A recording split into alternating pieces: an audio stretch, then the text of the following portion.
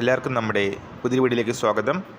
നമ്മുടെ ഇന്നത്തെ വീഡിയോ കേരള PSCയുമായിട്ട് ബന്ധപ്പെട്ട് ലേറ്റസ്റ്റ് വന്നൊരു അറിയിപ്പാണ്.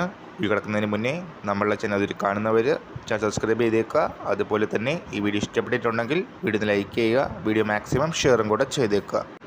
PSC എക്സാംസിന് കൺഫർമേഷൻ കൊടുത്തതിന് ശേഷം എക്സാം എഴുതാതിരിക്കുന്ന ഒരു ടെൻഡൻസി മാക്സിമം ഒഴിവാക്കുക.